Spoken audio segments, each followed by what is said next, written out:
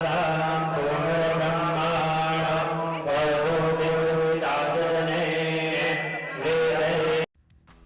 विभिन्न ज्ञानवर्धक कार्यक्रम देखने के लिए आप हमें अभी सब्सक्राइब करें, बेल आइकन को प्रेस करें ताकि आप देख सकें हमारा कार्यक्रम सबसे पहले। और अधिक जानकारी के लिए फेसबुक पेज को लाइक करना न भूलें। जय मां इंद्राक्षी। इंद्राक्षी धाम में दर्शकों आप सभी का हम हार्दिक स्वागत करते हैं। आज के दिन जिन जातकों का जन्म दिवस है, मैरिज एनिवर्सरी है, उन सभी को हमारी तरफ से बहुत बहुत शुभकामनाएं।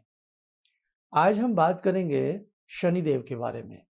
आज हम बात करेंगे जन्म पत्रिका में यदि शनि आपके कमजोर हैं तो आपको किन किन परेशानियों का सामना करना पड़ सकता है, कौन कौन सी ऐसी तंगियां हैं जो जीवन में उत्पन्न हो सकती हैं। यूँ तो शनि न्याय के देव हैं, इसलिए हमारे सुख हों, हमारे दुख हों, हमारा प्रारब्ध हो, हमारे कर्म हो, सबका लेखा जोखा बहुत अच्छे से शनिदेव निभाते हैं और उसी के हिसाब से सबको दंड और न्याय की प्राप्ति कराते हैं। इस अंक में ऐसी ही कुछ चर्चा हम आपसे करेंगे। आइए पहले आज का पंचांग हम देख लेते हैं। 22 मई सन 2021 दिन शनिवार, बैसाख मास, शुक्ल पक्ष, संवत 2078, तिथि दशमी, नक्षत्र उत्तरा फाल्गुनी, राहु काल 9 से 10:30, दिशा शूल, पूर्व दिशा। शनि सूर्य के पुत्र हैं, छाया इनकी माता का नाम है। और शनि जब बलवान होते हैं या शनि प्रसन्न होते हैं या आपके जन्मांक में या आपकी हाथ की रेखाओं में जब शनि पूर्णता फल देने पर आते हैं तो ये रंग को राजा बना देते हैं। लेकिन जब राजपाट राजस्व अधिकार छीनने पे आते हैं तो ये देर नहीं लगाते हैं, क्योंकि न्यायप्रिय हैं और अपने आप में शनि एक बहुत बड़े तपस्वी हैं। ये भी बात है शनि के साथ। और बहुत पृथ्वी से तो बहुत दूर हैं ये। जो आकलन किया जाता है वो यही है कि पृथ्वी से 88 करोड़ 61 माइल दूर इनका स्थान है। नक्षत्र तारा मंडल में शनि का अपना विशेष अस्तित्व होता है। समय समय पर बड़े बड़े मनीषियों ने, ऋषियों ने शनिदेव की तपस्या की है और शनिदेव से विशेष प्रकार के आशीर्वाद प्राप्त किए हैं। ज्योतिष शास्त्र के अनुसार जब शनि रोहिणी नक्षत्र का भेदन कर रहे होते हैं उस वक्त में रोहिणी संकट योग पैदा होता है। कुछ लोग इसे रोहिणी संकटा योग कहते हैं, कुछ रोहिणी संकट योग कहते हैं। ये बहुत ही भयंकर योग उत्पन्न होता है और ऐसे विशेष योग में अन्न की और पानी की बहुत ज़्यादा पृथ्वी के ऊपर समस्याएं आने लगती हैं। और ऐसा ही एक बार बहुत पुरातन समय में भी ऐसा हुआ है। उस समय भगवान श्री राम के पिता दशरथ नक्षत्र मंडल में गए और वहां जाकर के उन्होंने शनि देव की साधना और आराधना की। भगवती सरस्वती और भगवान श्री गणपति की कृपा से एक अद्भुत शनि स्तोत्र की रचना उन्होंने की आशीर्वाद लेकर के। और वो शनि स्तोत्र आज बहु प्रचलित है। नीलाय शीतकंठ निभाय च। और जिन लोगों के पास पुराना पद्म पुराण है गीता प्रेस का, तो पुराने पद्म पुराण के पेज नंबर 636 पर ये स्तोत्र मिल जाएगा। और अब जो नए पद्म पुराण बाद में गीता प्रेस से आए हैं उसमें हो सकता है पेज आगे पीछे हो सकता है। अगर बिल्कुल सही चाहिए किसी को, वहाँ से मिल जाएगा। हमने भी इसको फेसबुक पे बहुत समय पहले लिख करके सबके लिए रखा था। फिर कभी देखते हैं, समय रहा तो जरूर दोबारा से कर देंगे इसको। ये स्तोत्र ऐसा है कि शनि की ढैया हो, शनि की साढ़े सती हो, शनि भी किसी प्रकार से आपकी कुंडली में कमजोर हो या आपकी हथेली में प्रबल भाग्य रेखा ना हो, तो बहुत कहीं ना कहीं काम की बात बन जाती है। एक चीज इसी के साथ आपको और बता दें, शनि की जो दृष्टि है इसी में सब कुछ होता है। शनि की जैसी दृष्टि व्यक्ति के ऊपर पड़ती है, ज्योतिष जिनको आती है ज्योतिष की जो हमारी कक्षाएं लेते हैं रविवार की, उसमें हमने ग्रहों की दृष्टि के बारे में बताया था। तो शनि की अगर दृष्टि सौम्य नहीं है, शनि की किस प्रकार की दृष्टि आपकी कुंडली में आपके ग्रहों के ऊपर पड़ रही है, या आपके कुंडली के किस भुवन के ऊपर पड़ रही है, किस भाव के ऊपर पड़ रही है, और वहाँ राशि विपरीत है, शत्रु राशि है या शत्रु ग्रह विद्यमान है, तो ये स्थिति अशुभकारक होती है। और कहीं ना कहीं जीवन में वो भुवन जिस क्षेत्र का स्वामी है उसकी अल्पता आती है, समझ गए, यानी कि उसकी कमी आती है। विद्या के क्षेत्र में शनि की कुदृष्टि होगी, विद्या के क्षेत्र में हनन होगा। स्वास्थ्य के क्षेत्र में शनि की दृष्टि कुदृष्टि होगी तो स्वास्थ्य के क्षेत्र में हनन होगा। हाँ, ऐसे ही हथेली में है फेट लाइन, जिसको हम लक लाइन कहते हैं, भाग्य रेखा कहते हैं, यहाँ पर ऐसा होगा तो हनन होगा। शनि बहुत प्रतापी ग्रह है, ऐसी बात नहीं है।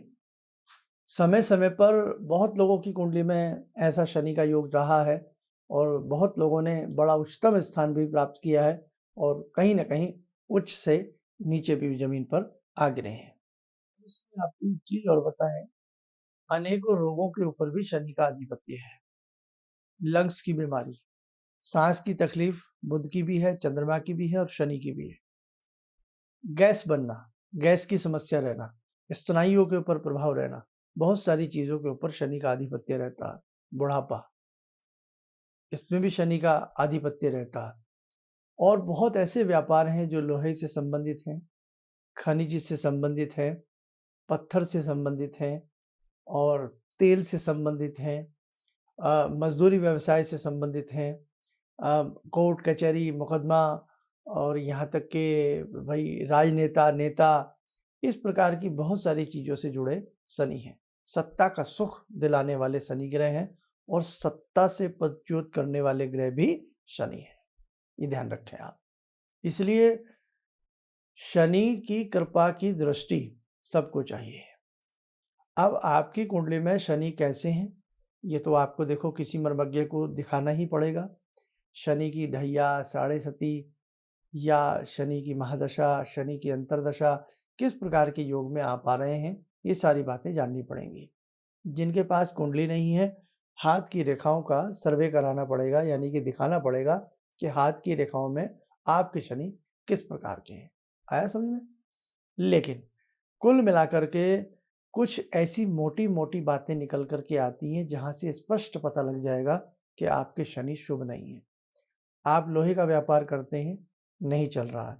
खनिज, पत्थर और ऐसे बहुत सारे व्यापार करते हैं, मस्टर्ड ऑयल या इस प्रकार का तेल का कोई व्यापार करते हैं, विफलता मिल रही है। चाय पत्ती का व्यापार करते हैं, विफलता मिल रही है।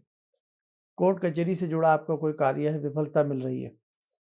बुढ़ापा छाया जा रहा है, शरीर में बहुत गैस बनती है ना, फेफड़ों के अंदर बहुत सारी समस्याएं आती हैं, और नाना भांति की इस प्रकार की दिक्कतें यदि आपको आती जा रही हैं तो शनि आपके कमजोर है। राजनीति में होकर भी आप सफल नहीं हैं, है ना, अपने विशेष समूह में रहते हुए भी आपको सफलता नहीं है, तो आपके शनि कमजोर है। साथ ही नाना भांतियों के लिए, नाना रोगों के लिए, शनि को बलवान बनाने के लिए आपने नीलम धारण किया हुआ है, लेकिन फिर भी आपके ऊपर उसका कोई शुभ असर नहीं है, तो वहां पर भी विचारणीय स्थिति है। जल्द से जल्द अपनी वैदिक जन्म पत्रिका बनवा करके या वैदिक जन्म पत्रिका के हिसाब से आप किसी को परामर्श लीजिएगा। और जैसे कि मैं बार बार कहता हूँ, यदि कुंडली नहीं है तो भी कोई भय की बात नहीं है। इंसान के हाथ की रेखाएं, हाथ में बने पर्वत, हाथ में छिपे ग्रह, हाथ में छिपे नक्षत्र, तीर्थ, सारी चीजें आपको ये बता देंगी कि आपके शनि किस प्रकार के हैं और शनि को बलवान बनाने के लिए आपको क्या करना चाहिए। अब आइए, कुछ उपाय मैं भी आपको बता देता हूं। ऐसी स्थिति में हमें हनुमान जी की साधना बहुत ही फलदायी होती है। ऐसी स्थिति में हम हर शनिवार सुंदरकांड का पाठ करें, आशातीत लाभ की प्राप्ति होती है। हनुमान जी के अनेकों शावर मंत्र हैं, उन शावर मंत्रों का पाठ करें। शनि की होरा में, यानी कि शनि की होरा कब होती है? शनिवार के दिन जो प्रथम सूर्य उदय के साथ जो पहला घंटा होता है, फर्स्ट आवर, वो शनि की होरा होती है। उस होरा में हम कोई शनि से संबंधित कोई विशेष दान करें तो हमें बहुत अच्छा लाभ मिलता है।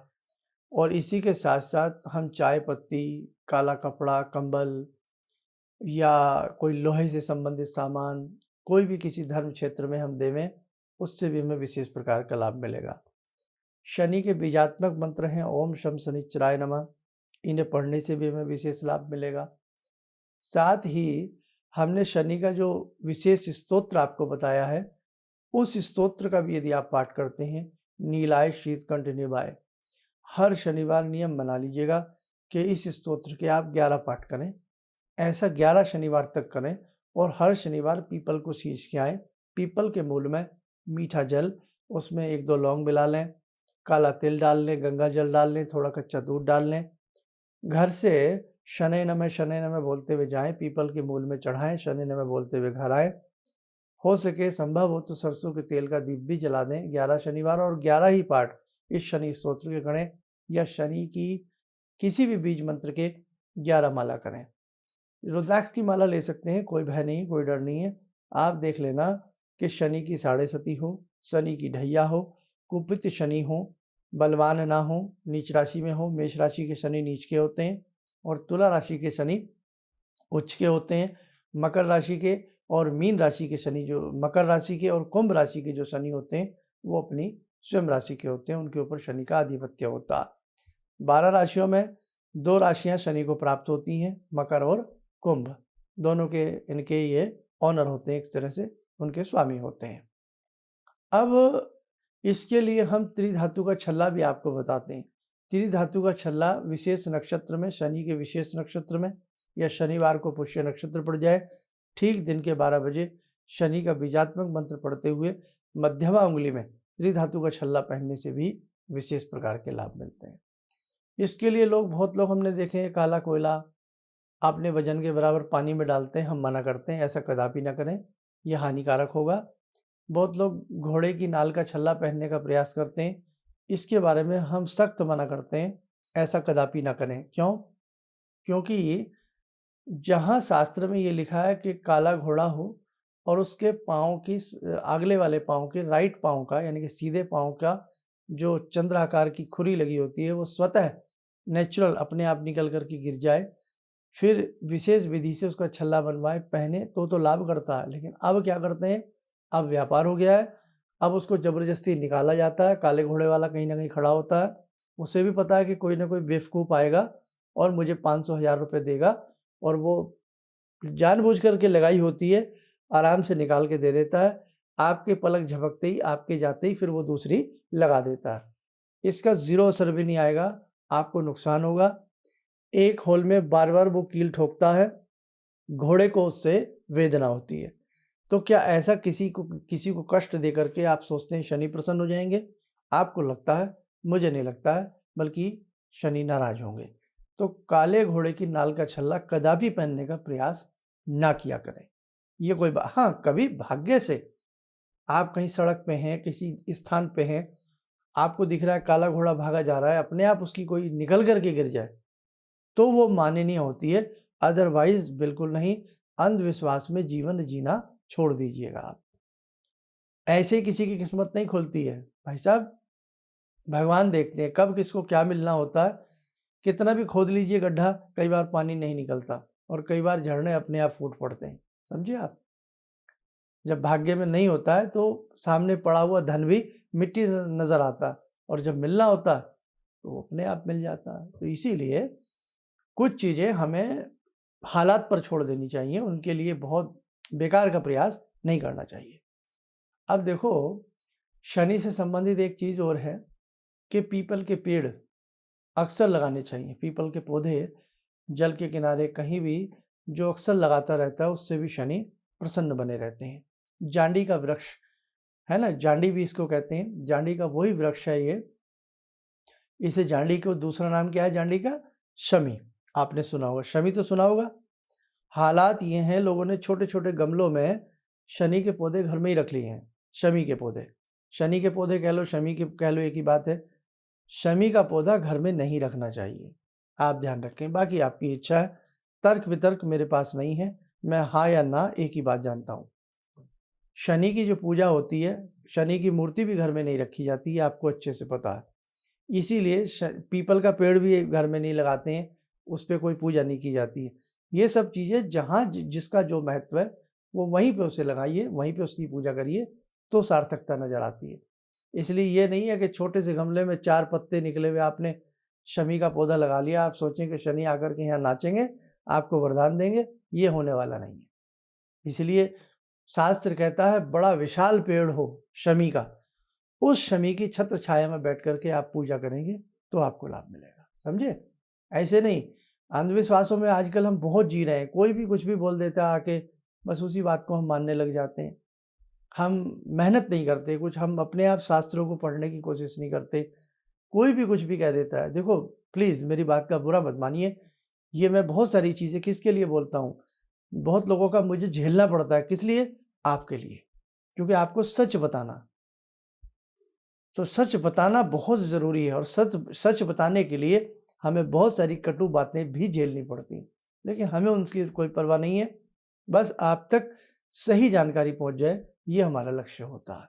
इसलिए जिन्होंने रख लिए हों शमी के पौधे, आपका मन है तो रखिए, अदरवाइज़ कहीं न कहीं मंदिर में, प्रांगण में, धर्म क्षेत्र में कहीं न कहीं उनको लगवा दीजिएगा, वो फलेगा फूलेगा, फिर देखना आप कैसे शनि आपसे प्रसन्न होते हैं। महाभारत में भी, महाभारत के एक प्रकरण में आता है कि जिस समय युद्ध में, अज्ञातवास में जिस समय पांडव जा रहे थे, उन्होंने अपने आयुधों को, अपने शस्त्रों को शमी में ही छिपाया था और कहा था कि हे शमिदेव, आप इनकी सुरक्षा रखें, हम आते समय आपसे लेंगे, और बाद में उसकी खोखर से उनको वो सारे अस्त्र उनके सुरक्षित मिले थे। तो बहुत अच्छा विधान है पूजा पाठ का, यदि हम करने पर आए तो मैं समझता हूँ जो मैंने इसमें बताया वो करिए, और सबसे ज़्यादा ज़रूरी है किसी मर्मज्ञ को अपना एक बार अच्छे से दिखा लीजिए ताकि वस्तु स्थिति पता लग सके, फिर हम करें। तो पीपल पर जल देना, शमी की पूजा करना। अब शमी की पूजा कैसे होती है? लाल वस्त्र से आविष्टित करें, लाल वस्त्र, पूजा शनि की है लेकिन लाल वस्त्र मंगल काम दे रहे हैं। जी हाँ, लाल वस्त्र से आविष्टित करें शनिवार को, मीठा जल उनकी मूल में डालें, सप्तपत्तिकाओं का दीपक रखें। ये क्रिया जब भी करें सुबह के समय करें, और 108 परिक्रमाएं उस शमी के वृक्ष की लगावें, शनि का ध्यान करते हुए, शनि मंत्र पढ़ते हुए 11 शनिवार आप करके देखिए, ना आपको अच्छा लगे, ना आपकी मनोकामनाएं पूर्ण हो, तब देखिएगा आप, ठीक है? अब और हनुमान जी की साधना बहुत अच्छी रहती है, तो आइए मेरे साधकों, समय हो चला आज की ध्यानमाला का, जुड़ते हैं बाबा हनुमान जी से। ॐ अतुलितबलधामं हेमशैलावदेयं धनुजवनकृशानु ज्ञानिनामग्रगण्यं सकलगुणनिधानं वानराणामधीशं रघुपतिप्रियभक्तं वातजातं नमामि। मनोजवं मारुततुल्यवेगं जितेन्द्रियं बुद्धिमतां वरिष्ठं वातात्मजं वानरयूथमुख्यं श्रीरामदूतं शरणं प्रपद्ये। श्रीरामदूतं शरणं प्रपद्ये। रामाय रामभद्राय रामचन्द्राय वेदसे श्रीरघुनाथनाथाय सीताया पतये नमः। श्री हनुमंताय नमः। ध्यान करें, हनुमान जी का आशीर्वाद हम सबके ऊपर बरस रहा है।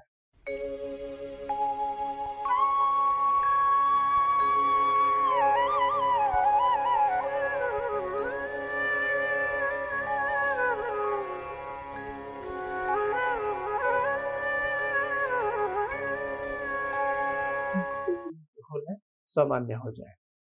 देखो साधकों, कल मोहिनी एकादशी भी है और ज्योतिष की पाठशाला भी है, इसलिए हमने कहा भी है कि जो ज्योतिष सीखने के इच्छुक हैं वो हमारे हर रविवार के अंक से जुड़ जाएं। और कल मोहिनी एकादशी है, इसलिए जब कोई तीज त्योहार व्रत आदि आते हैं उस दिन ज्योतिष की क्लास या तो होती नहीं है या छोटी क्लास होती है। इसलिए कल हम बताएंगे कि पंचांग क्या होता है।